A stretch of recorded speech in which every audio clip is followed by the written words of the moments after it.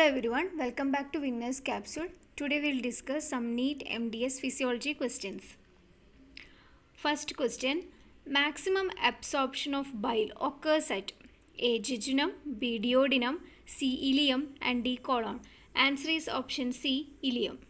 So, ileum is the region in which maximum absorption of bile occurs. Second one, deglutition is the act of A. Peristalsis, B. Incising, C. Chewing and D. Swallowing. Answer is option D, swallowing. Deglutition, it is the act of swallowing through which food or liquid bolus is transported from the mouth through the pharynx and esophagus into the stomach. And this reflex response, it is triggered by trigeminal, glossopharyngeal and vagus nerve. So, deglutition is the act of swallowing. Third one, the most important function of hydrochloric acid in the stomach is A. Destruction of bacteria, B. Neutralization of chyme, C. Activation of pepsinogen and D. Stimulation of pancreatic secretion. Answer is option C, activation of pepsinogen. The main functions of hydrochloric acid are, first one is activation of pepsinogen to pepsin in an acidic medium. Then second one is bacteriolytic action. Third function of HCl is acidification of chyme, which causes the release of secretin and cholecystokin hormones. So here the answer is option C, activation of pepsinogen is a function of hydrochloric acid in the stomach. Fourth one, the best stimuli for secretin secretion is A. Protein, B. Acid, C. Fat and D. Bile. Answer is option B, acid. Secretin, it is released when the acid chyme comes in contact with the duodenal mucosa. So, the best stimuli for secretin secretion is acid. Fifth one, cyanosis or bluish coloration of skin and mucous membrane depends upon A. The relative proportion of reduced and oxygenated hemoglobin, B. The absolute amount of reduced hemoglobin, C. Thickness of the skin and D. Fragility of capillaries. Answer is option B, the absolute amount of reduced hemoglobin. Cyanosis, it occurs usually when quantity of the reduced hemoglobin is about 5 to 7 gram percentage. So, cyanosis depends upon the absolute amount of reduced hemoglobin.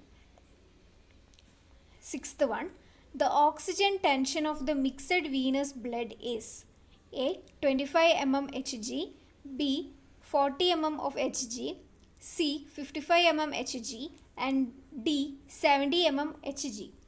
Answer is option B, 40 mm of Hg. The partial pressure of oxygen in mixed venous blood is 40 mm of Hg, whereas in arterial blood it is 95 mm of Hg. So, the oxygen tension or partial pressure of oxygen in the mixed venous blood is 40 mm Hg. Seventh one, muscles of expiration. A.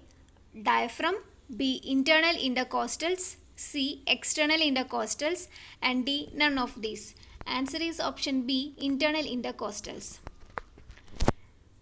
As you can see from the chart, respiratory muscles are divided into primary respiratory muscles and accessory muscles. So primary again is classified into inspiratory muscles and expiratory muscles. Accessory is also again classified into inspiratory muscles and expiratory muscles. We can see internal intercostal muscle comes under the expiratory muscle. So the muscles of expiration is internal intercostal muscle, whereas diaphragm and external intercostal muscle are inspiratory muscles.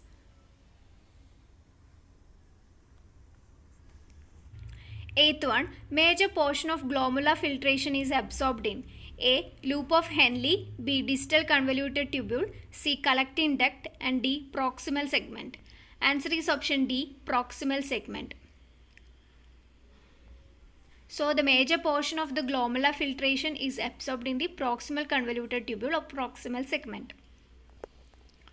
Ninth one, the part of nephron that is least permeable to water is A. Proximal tubule, B. Descending limb of loop of Henle, C. Ascending limb of loop of Henle, and D. Collecting tubule. Answer is option C. Ascending limb of loop of Henle. Ascending limb of loop of Henle is impermeable to water, but there occurs active reabsorption of sodium which decreases the osmolarity of tubular fluid. So thus this fluid becomes hypotonic. So the region of nephron which is least permeable to water is ascending limb of loop of Henle. 10th one, the volume of gas in the lungs at the end of normal expiration is A. Expiratory reserve volume, B. Functional residual volume, C. Residual volume, and D. Inspiratory reserve volume. Answer is option B. Functional residual volume. The volume of air remaining in the lungs after normal expiration is known as functional residual volume or FRV, whereas the volume of air remaining in the lungs after forced expiration is known as residual volume or RV. So, volume of air in the lungs at the end of normal expiration is functional residual volume. Thank you for watching this video. Please do like, share and subscribe. Thank you.